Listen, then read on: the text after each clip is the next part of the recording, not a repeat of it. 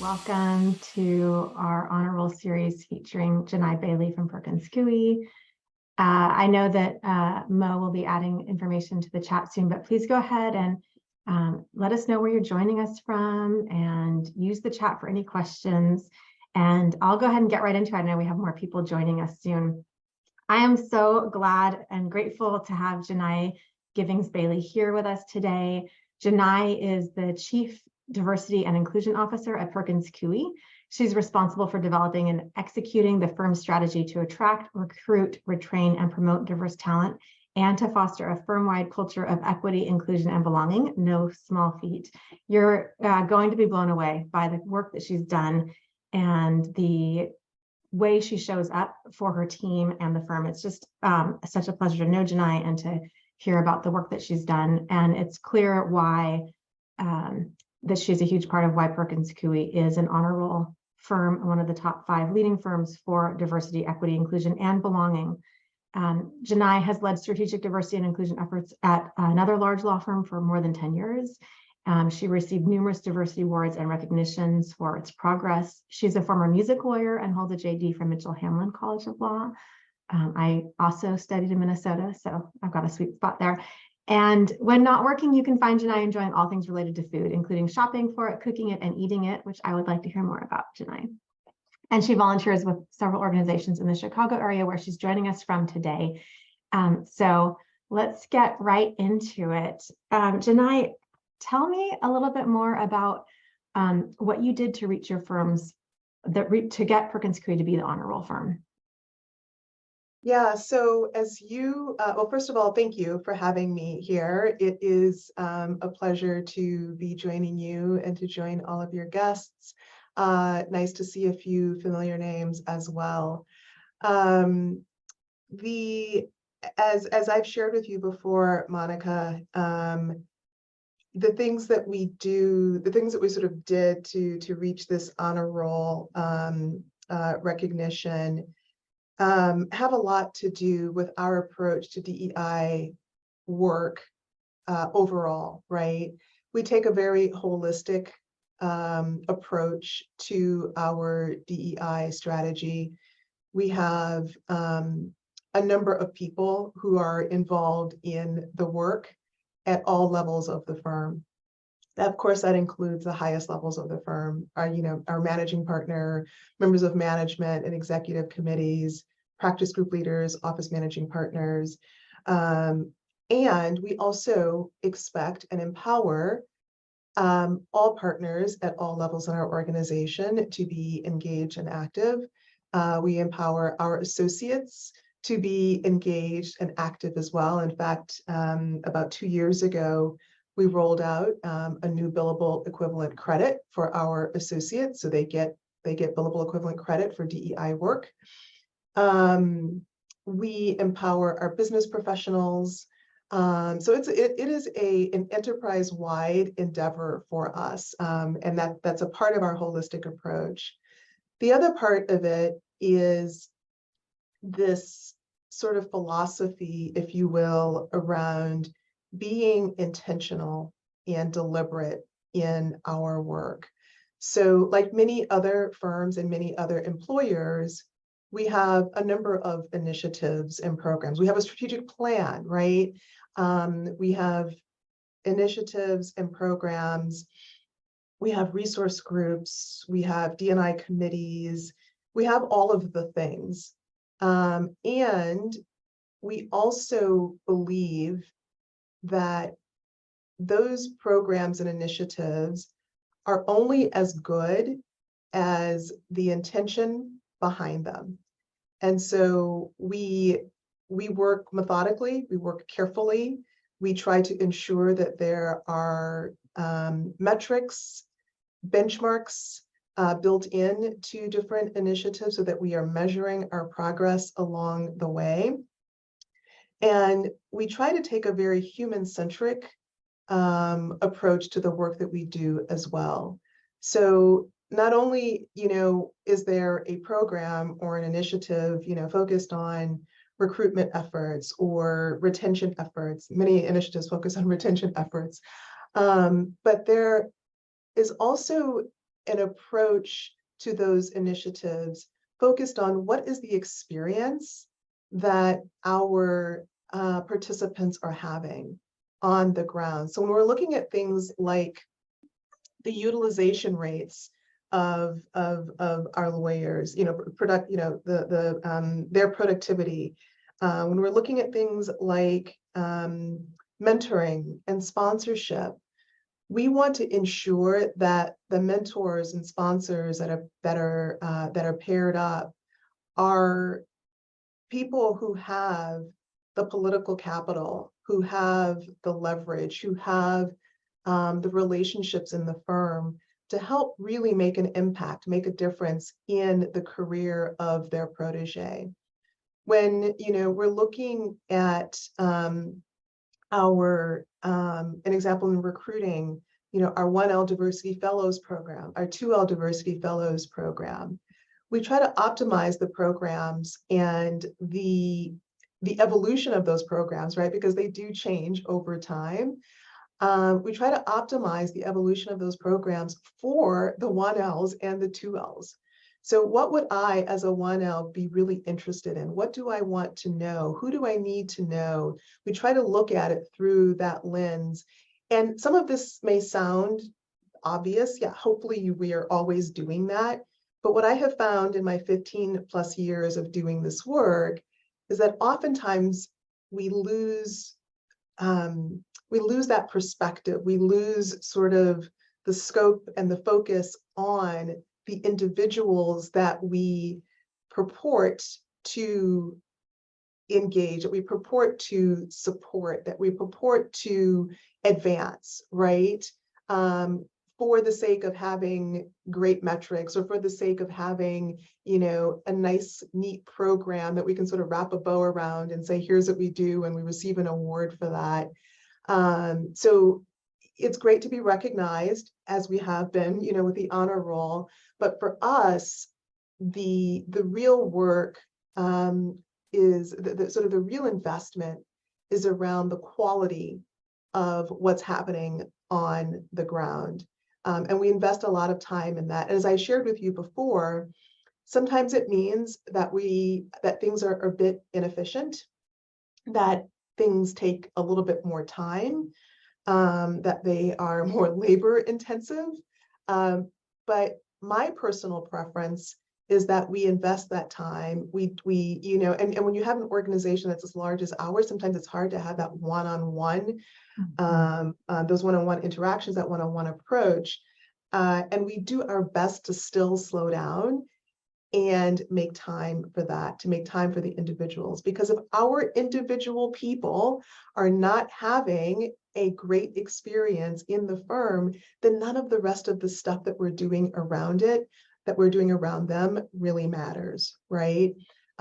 So that's a part of how we got here. I think that's fantastic. To move forward. Yeah, I think that's fantastic. And I don't think it's obvious. And what you said really stands out for me, that you're looking at what is the perspective of the 1L, because their success depends on feeling good every year, right? And knowing what success means, how they're interacting with the partners in the firm, what that pipeline is like, what the opportunities are, what path they're on. People want to know that. They want to feel like we've shared this before. People want to feel safe, right? They want to create trust. How do you do that? Transparency. How do you do that? You start early and often, and you talk about what it means and all the different steps along the way. I think that's really fantastic. 100%, and I just want to underscore your comment about, creating that safety. It's also about creating that sense of belonging, right? I really love leaning into that concept of belonging, and companies and organizations that have belonging as a part of their DEI work. I really do admire, because I think at the end of the day, the definition of diversity has changed in the 15 plus years I've been doing this work, and it will probably continue to change and evolve, and that's good. I'm not criticizing that. I think that's a good thing. Sometimes we quibble over what equity means. We draw distinctions between equity and equality, and we should, and that's important. Sometimes we have to define what inclusion means, who is included, how are they included? Like there's a lot of debate around these words. I have yet to have a debate about the word belonging, right? And it's kind of one of those basic human needs. We all have the need to feel safe, to feel like we belong, to feel like we are a part of something. And I think that is a part of the DEI work as well. You know, I think belonging for many of us, certainly for myself, is often implied in inclusion, but really good for us to articulate it, right? And make sure that there is that there's no misunderstanding or that there's no sort of vagueness about that. I think that notion of belonging is super, super important in this work. And it's important that every person feels that they belong. Which leads me perfectly into my next question and anecdote. So ChIPs is about advancing women in tech law and policy. And the purpose of this honor roll webinar series for me is to allow all of our members to learn ways to take action, because sometimes people may be listening, they don't have people like you or teams to do this, or so maybe they can do one small thing to take that action. And I hear a lot about this desire for diversity, equity, inclusion, and belonging, but how do we actually do it? So gender inclusion is often good news for white women and not so good news for women of color. And I hear that in ChIPs, that we are advancing all women, but we can't do that if we don't create space for all women to feel comfortable and safe to show up. So what is the progress you've made in advancing all women? Yeah, thank you for that question. And I could not agree with you more. And one of the things I really like about ChIP's approach to the gender issue is really looking at the intersectionality, right? That intersection of gender and other identities. Those identities may include race and ethnicity. Those identities may include sexual orientation, right? Are we inclusive of lesbians? Are we inclusive of women of color? Are we inclusive of women who are parents and those who are not, right? Like there's all of the different intersections of identity.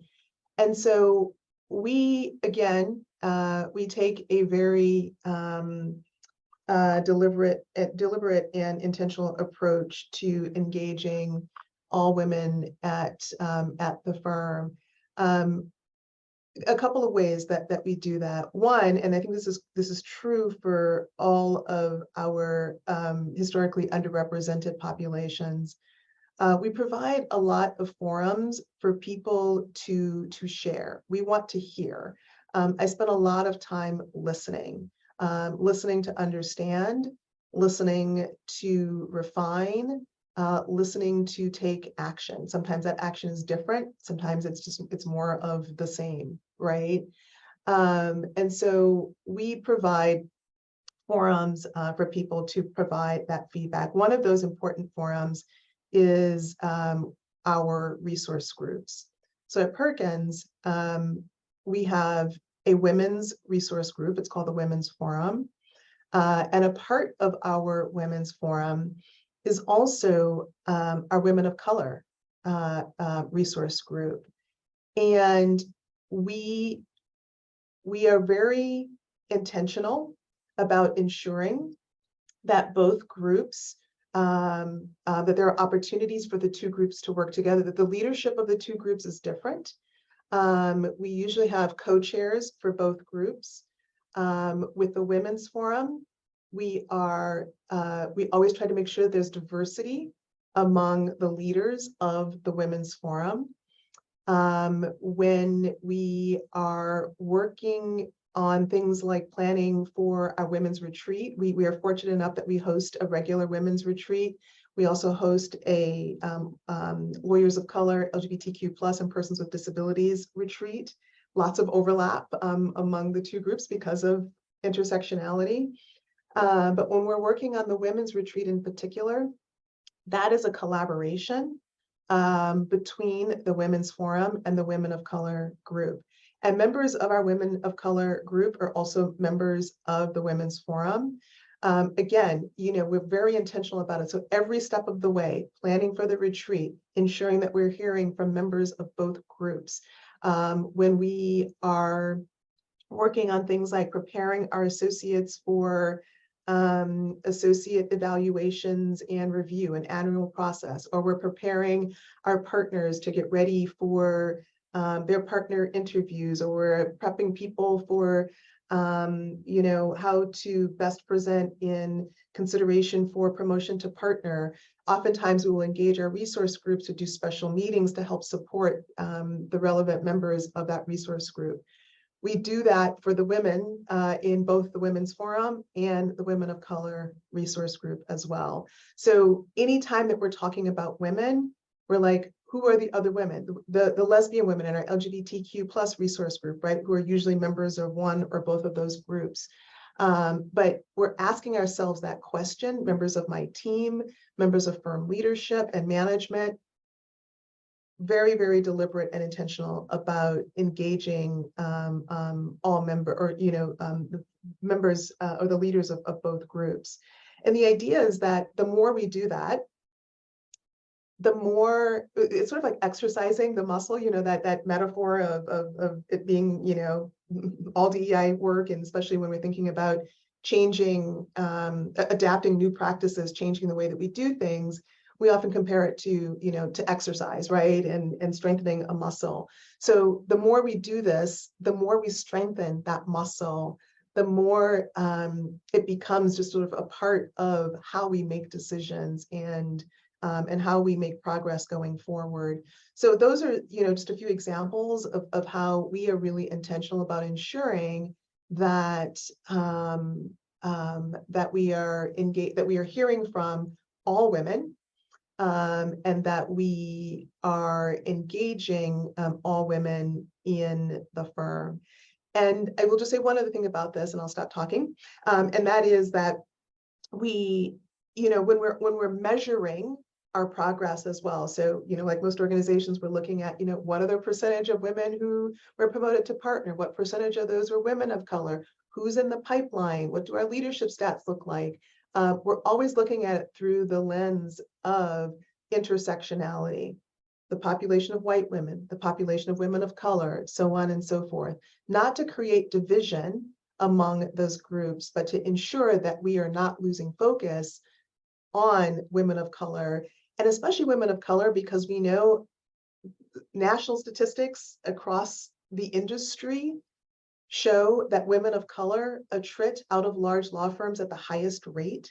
And that's one of the reasons that we're doing this, right? Because there is an attrition problem with that population, in part because historically, women of color have not felt like they belonged in large law firms. And so there's work to be done there. So we're very intentional about ensuring that we are keeping our finger on the pulse and optimizing everything that we do to ensure that all women in the firm have the opportunity to be successful and to thrive. I'm amazed by all the resources and opportunities you've created. It's fantastic. And I have so many questions. Do you have any qualitative or quantitative data to show that it's making a difference for women of color? Yeah. Yes, we have. I think on the qualitatives, I'll take qualitative first. Qualitative is I like talking about both forms of data. And 15 years ago, I was not as embracing of the quantitative data. And over the arc of my career, I have become very much a fan of the quantitative data. I view data as, a coin, and on one side of that coin, we have the quantitative data. On the other side, we have the qualitative. I don't think that you can have a complete conversation without talking about both, right? On the qualitative side, we know from conversations that we're having about how women and women of color in the firm feel seen, feel engaged. We have a number of women, including women of color and lesbians, who are in leadership roles in the firm and highly visible roles on what we call our impact committees. These are the committees that, you know, that impact some of the most important things like partner compensation and associate compensation and those kinds of things, governance in the firm. And we hear, you know, and those women are role models and they are mentors and sponsors, and they are taking up space, right, in the organization, and are leading in authentic ways. It's not perfect. We still have a lot of work to do. There's a lot of constructive feedback that we still receive, and we are receptive to and responsive to that constructive feedback. But that's one of the ways that we know from a qualitative standpoint that we're making a difference. In terms of the qualitative data, we do track. We look at our data, you know, longitudinally, right? So we know, you know, that we're seeing a higher percentage of women being promoted to partner. We are closing the gap on the attrition rates of women versus men in the firm. Still some work to be done around women of color there, but we have the data, we can look at it, we can measure these things.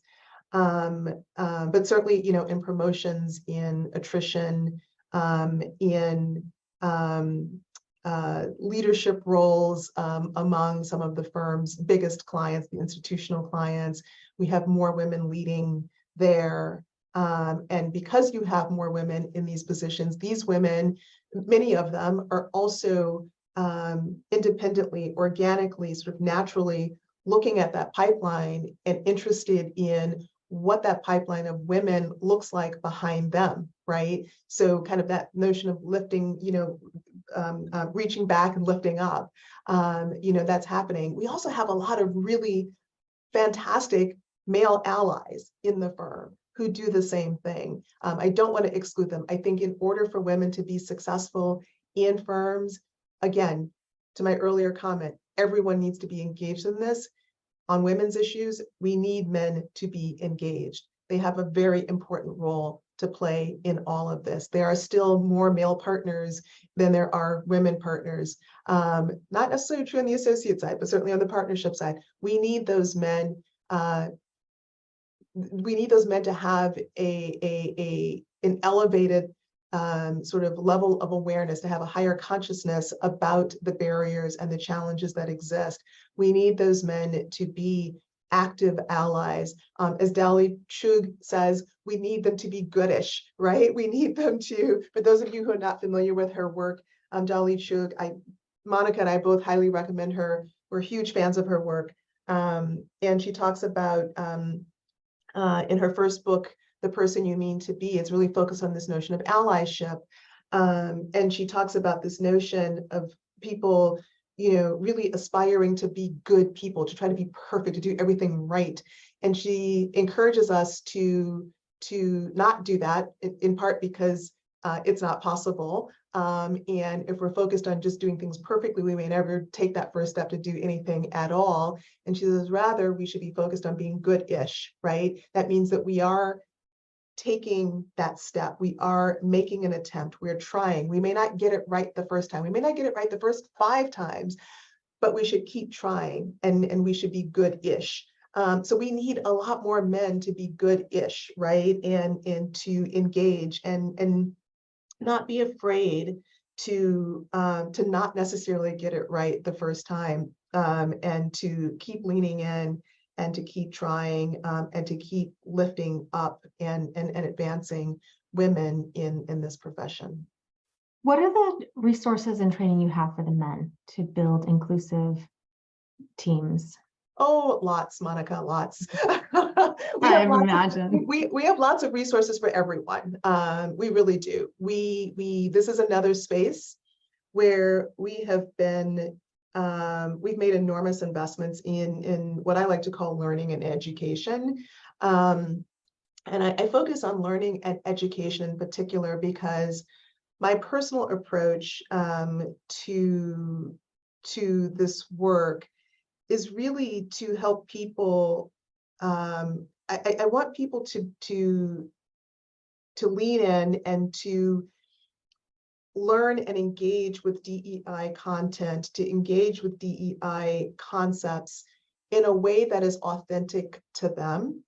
I want them to take responsibility for their own learning. And a part of taking responsibility for your own learning, I think, means that there is some curiosity around the work, right?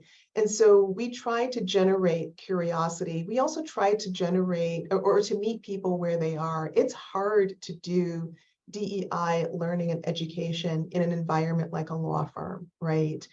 For a variety of different reasons, the way the organizations are structured, the billable hour, like all of that. And so we really, my team and I work hard to ensure that we provide lots of ways for people to learn. So we have a speaker series, which is really interesting. We've received a lot of positive feedback on our speaker series. We have lots of online, on-demand resources. We actually have a learning library that has lots of things in there, podcasts, TED Talks. If you only have 15 or 20 minutes, there's some stuff that you can learn in that amount of time. Podcasts that we recommend, articles, of course, book summaries, which are really helpful. We are also in the process of rolling out some comprehensive learning for leaders in particular, called inclusive leadership. So this is really focused on people who have titled leadership roles to help support them in being more inclusive leaders. There's a whole curriculum around that. So your question was, what are we doing to help support our men in this space? This all supports them. It supports everyone. A rising tide lifts all boats, right? And so all of our people have opportunities to engage in this learning. We do allyship training. There are some webinars that we do throughout the year. We train our recruiters. We train people who are giving evaluations on unconscious bias, and actually unconscious and conscious bias, and how it can get in the way of making hiring decisions, how it can get in the way of providing fair and balanced reviews for various associates, all of it. So we really cover all of those areas and provide specialized training for different populations in the firm. So it is, and it is all ongoing, right? I was just having a conversation earlier today with one of our external partners, and we've been working on a series of workshops for a group in the firm, and it has these workshops have occurred over the span of about 8 months, and the 8-month length of time was not intentional. It sort of it was more accidental, but we did intend for it to go for about 5 months. And what we were saying was that actually this is kind of a blessing in disguise, because there's a little bit more time in between the milestones when we're checking in with people, and that is a great way to learn. It's never one and done. We're not going to raise the awareness, lift people's consciousness, and support them in their ability to do things differently, to practice what they've learned in one workshop or even in 2 workshops, right? Mm-hmm. It is over a course of time, and we need to give people the tools to engage in the work, to think about doing things differently, to do things intentionally and inclusively, to test it, to experiment, to get it wrong, to get it right, and then to come back together and talk about those experiences, to share those experiences with peers, and then to continue going forward. And so we provide those nudges, those opportunities to come together, and for people to learn both individually and to learn, as a cohort, as a group, at the same time. I'm on a DEIB committee for my son's school system. And we had a group of high school students come into the middle school to do a forum on misgendering. And it was fantastic, Genhi. They did a case study, and then they had people in small groups talk about what happened, what they would do, how they would help. It was in the case study. It was a teacher who was misgendering a student who said, "My pronouns are they, them." And the teacher continued to use she, her. And one student said, it's they, and then the teacher said she again. And it's like, maybe they appear to be a she in this teacher's perspective, and it's not appropriate. And it does take practice. And we've talked about this, and I think this is going to be like a multi-part question, but I think back to our conversation on resistors, and what's causing them to resist, and knowing that all people want to feel safe. And if they're always told they're doing it wrong, they're going to kind of double down and be like, my way is right, and I think about like it takes a lot of practice. How do we create these spaces? Because this belonging doesn't happen until the majority dominant groups say like, wow, actually, I want you here and I want to do better, and lean into this Dolly Chig work of like, you know what, I didn't get it right yesterday, but I could do better today. Yeah. Yeah, there's a lot there, right? I think and speaking of Dolly Chig, that's kind of the theme of her most recent book, which is I'm looking at it right now over my screen. Is called A More Just Future, and she talks about, one of the things she talks about in that book is having these difficult conversations, how to have these conversations across differences, and there's so many different perspectives and so many different players, that are engaged, in this example that you just gave around misgendering. I don't know if the instructor was an active resistor or a conscious resistor. It could be a mistake that she keeps making, truly. Is she, I think the question is she trying to do better? Another question is, how is that constructive feedback being provided to her? So how we engage in providing constructive feedback to someone who is making these mistakes also matters. Another one of my favorite scholars, professors, and thought leaders in the space is Professor Genhi Yoshino. And one of the things that Genhi talks about in his most recent book that he co-authored with David Glasgow is he gives us this framework to think about having these conversations across differences, especially where maybe someone is, committing microaggressions or micro inequities. And it's called the empathy triangle. And there are 3 players in the empathy triangle, right? There's the source, the person who keeps making the mistake. So in your instance, the teacher. There's the impacted individual. So in this case, that would be the student who uses the pronouns they, them. And then the third player is the person who's observing it, maybe an ally or a would-be ally. And I love the way Genhi and David frame this, because their focus in their research is on the source, the person who is committing the micro inequity or the microaggression. And you might say, well, why do we want to focus on the source? Why do we want to be sympathetic to that person, to that teacher who keeps misgendering this poor student, who has, and there's so many problems with that for the student, right? Like there's the power differential, there's, both the clear message, but also the implied messages that are being sent through all of this. So many problems with that. So why would we want to focus on the source and be empathetic toward that person? And what Genhi and David would say is because one day you will be the source. Genhi, I will be the source. I will commit some micro inequity or microaggression. And I will want someone to be empathetic toward that mistake or that issue. Now, I'm assuming that this person is making a mistake and there's no ill will. That's a whole different conversation, right? But there are a lot of mistakes that people make all the time. And sometimes we're quick to call them a resistor. We're quick to label them. And I think that it would serve us all well to pause and to ask some other questions in between, that decision, that conclusion, and what we are hearing and what we are observing.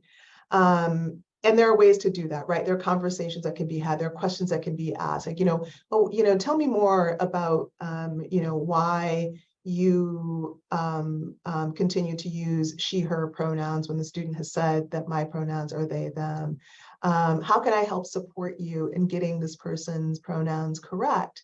It's really, your misgendering, the misgendering of the student is causing them to feel like they don't belong here. We are, really pushing this person to the margins.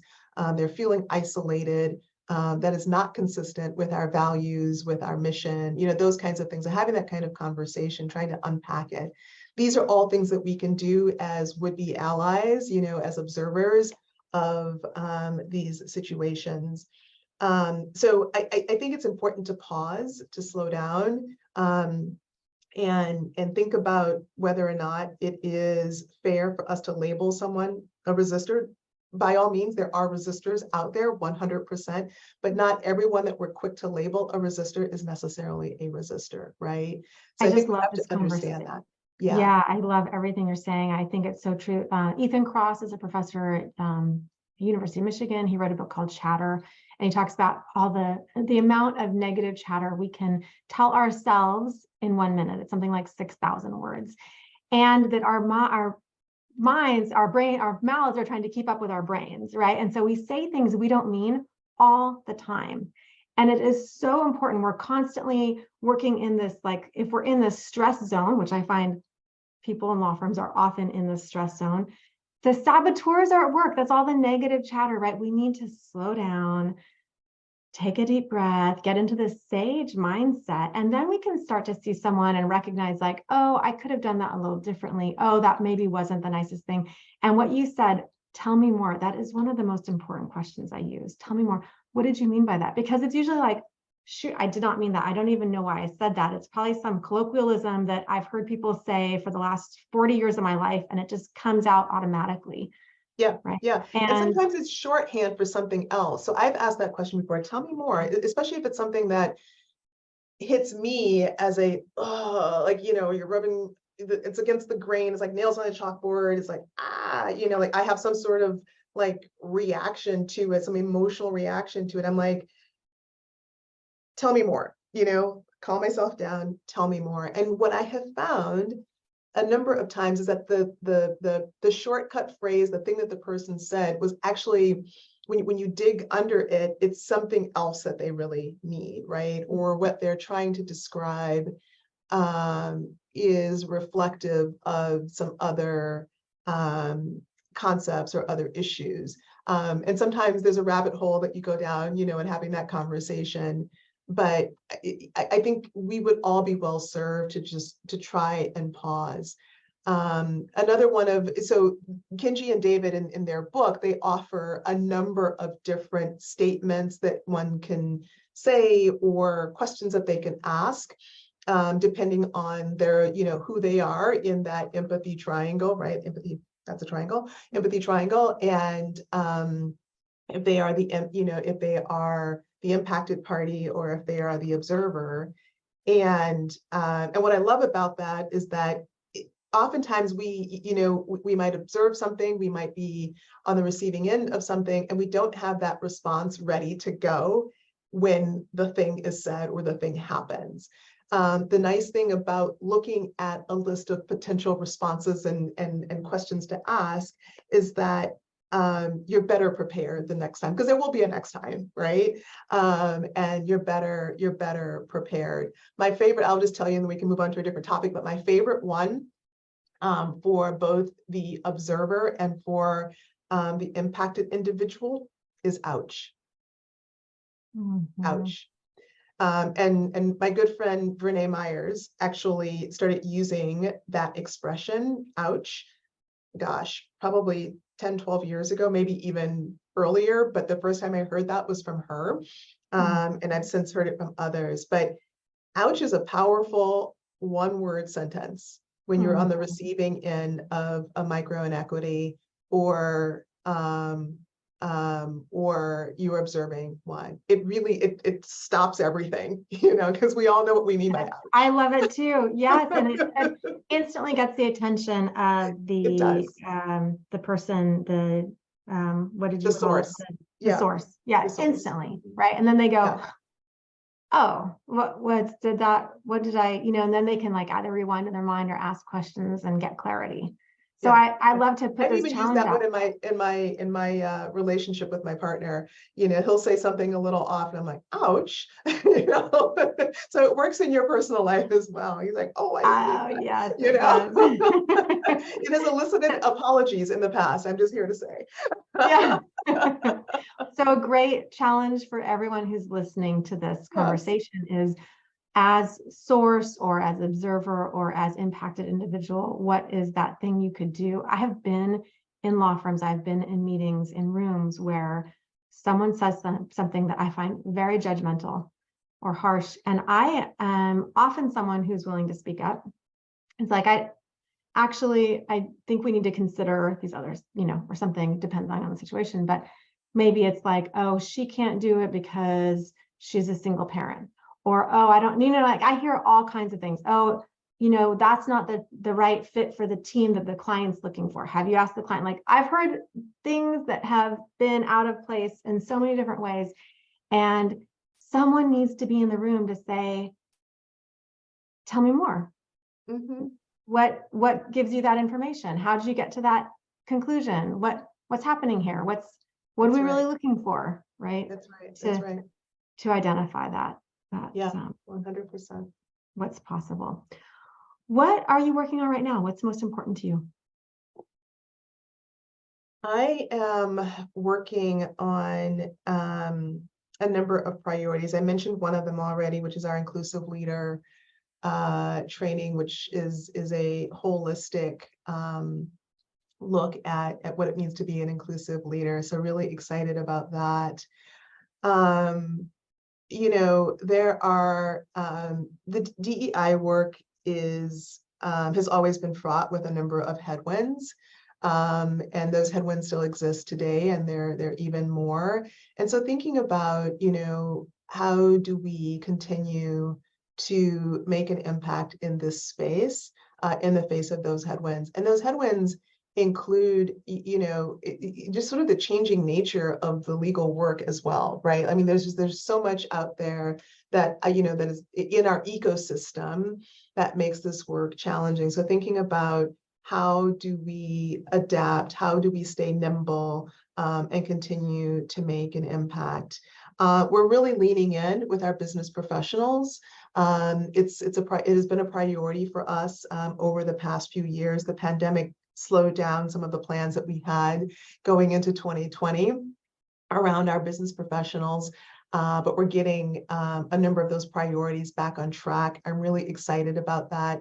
I've always felt that in the law firm space in particular, that we have enormous opportunity to be more inclusive, and that meant being more inclusive of business professionals. Business professionals comprise approximately 50% of the personnel in most law firms. And I think if we want to continue to make progress in the DEI space, we also need to look at what are the barriers to success that our business professionals face in their own careers. And as we look at how do we serve our clients and our communities more effectively, we need the support of all of our people, including our business professionals in that space as well. So to ensure that we're all sort of rowing in the same direction, we want to bring our business professionals along. So those are some of our current priorities. We also launched. I just want to put in a mention for launching some commitments to our communities in the wake of the murder of George Floyd in summer 2020. And we launched, we made a series of commitments during that time, and we're continuing to execute on those commitments in our communities. And that includes supporting nonprofit organizations that are making an impact in communities of color, and really empowering members in those communities. So helping people with, financial literacy, helping people understanding the importance of voting, getting youth involved in voting, those kinds of things. Lots of work in financial literacy. I'm really excited about some of the organizations that we've been able to support in that space, helping young people who come from, maybe underserved communities, understand the importance of investing and how to invest money, and how to start at an early, start early and watch that grow. So doing some really exciting and I think meaningful work there. We have another initiative that's focused on supporting historically underrepresented individuals in the startup space, in understanding how they get access to VCs and how they get the investments in their ideas. And so we have a practice group that's focused on venture capital and emerging companies and venture capital, ECVC. And so that practice group has really taken the lead in supporting this initiative and working with historically underrepresented entrepreneurs and founders in supporting them in that space. As we know, they are underrepresented in that space, often have challenges in breaking through. And so we're leveraging some of our relationships and opportunities there. So those are just a few, examples of some of the things that we're working on that I'm really excited about, that we're invested in right now. I'm excited about that too. Healthy communities create healthy, thriving people and improve access all around. That sounds so fantastic. Yeah, indeed. Gosh, what was I gonna? I have so many questions. I'm trying to figure out what to ask you next. What has been most rewarding about this work so far? Yeah, I think there have been a number of things that have been incredibly rewarding. I said this earlier, and it warrants repeating, and that is that DEI work is really, really hard, right? Like it is uphill all day, every day. Some days that hill feels a little steeper than other days. It is emotionally incredibly taxing. It is, there are headwinds. It is just, it's hard. That said, it is also incredibly rewarding. And I have felt that reward in a number of ways. One, just in individual success stories. I'm really tied to individuals and their experiences, watching them grow, watching associates become partners, become leaders, become, leaders in different ways. So just raising their profiles. So that's rewarding.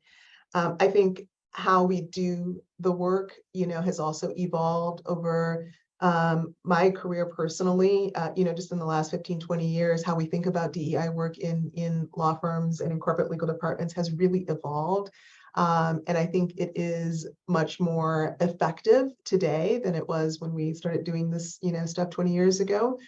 An incredible reward for me is also investing in and supporting the next generation of DEI leaders, some of whom are on my team. I'm incredibly proud of my team, how we collaborate, how we are subject matter experts, and how members of my team support different parts of the firm, different practice groups, different offices, at all levels of the firm. They are thought leaders, they are partners, thought partners with our stakeholders. And so that is rewarding and something that I'm really proud of. I feel as a firm, we're on the right path. The honor roll recognition is an indicator of that. We have partnered with Diversity Lab and participate in the Mansfield Rule for the past 5 years now. I'm pleased to say that we are Mansfield Rule Plus certified and have been each of those years, which means that not only is the firm meeting the minimum thresholds to be Mansfield certified, but we are also meeting and exceeding those thresholds in our results, right? So it's not just a pipeline issue, but in terms of the results, the promotions, the partner, the representation in partnership and leadership, all of those spaces and places, we are meeting and exceeding those goals. So really proud of that. And there have been a number of other awards that we have over the past few years that we've received that I think are important awards because they're measuring the things that make a difference. They're measuring the things that are institutional and that we're embedding into our systems and processes and policies as a firm. And all of that said, there is still so much more road ahead of us, right? There's still so much more work to be done until it is truly institutionalized and it's all organic, right? For any firm, and I know this includes many of your members and people that are on today and people who will watch later on, we have strategies, we have initiatives, we have programs. All of those things should be temporary in nature, because if we are doing them right, they will become embedded into the ways that the firms, the organizations are run. We will do everything through the lens of equity, inclusion, and belonging. And so we should be thinking that this work is temporary. I think there's an urgency to the work in this moment. And so we have to do more. We cannot let our foot off the gas pedal. So we have to continue doing this work. We have to do it with a sense of urgency. And we should be doing it thinking, how can this work survive us, right? How can it survive this program? How can it survive, the next initiative that we develop? Because that's the true marker of progress and success, frankly, in my view. That's right. And one day, hopefully, it will be integrated into every thread of how we work. And that's right. Thrive. Yeah.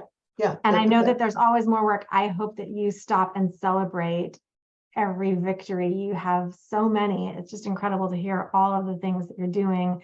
I hope you're celebrating all of your success so far. We celebrate the baby steps. My team and others who know me well know that I'm a big proponent of celebrating the baby steps, because there are no giant steps that any of us get to take forward, right? So we have to celebrate the baby steps, and we have to keep that momentum and keep the enthusiasm there. So we do celebrate the small wins, and then we get right back to work. I love it. Genhi, it has been such a pleasure. I can't wait till we get to do this in person. Thank you all for joining us.